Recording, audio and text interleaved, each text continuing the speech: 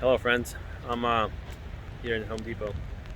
Notice that they have in these containers, and they actually grow here. The early Alberta. Hold on, see if I can zoom into it. Early Alberta right here. This peach variety actually does very well in our climate, and they produce a lot of fruit. Very good peaches, bigger than a tennis ball size, or at least around there.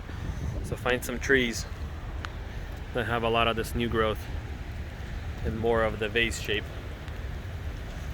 because your fruits, they grow on these new shoots. So if you find a triple bud, those are your fruiting buds. So technically a lot of them are like this right there. Those are fruit buds and then a leaf bud. So, and then still these are flower buds and a lot of these, and they still can produce fruits on those too, and they're still fertile. So you can just have one tree that will pollinate itself without any bees or anything. You can actually take a flower off of one and just touch every other flower, and they'll produce very well. So these peaches, early Alberta peach, is a really good peach to buy at Home Depot.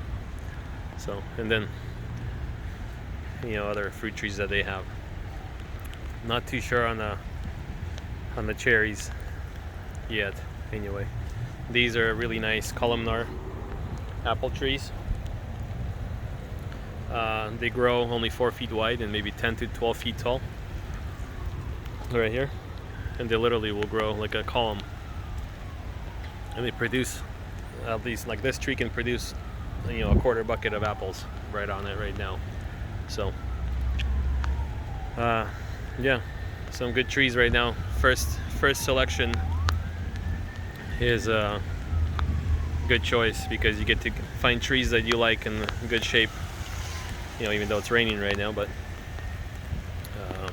yeah, check it out. Adios.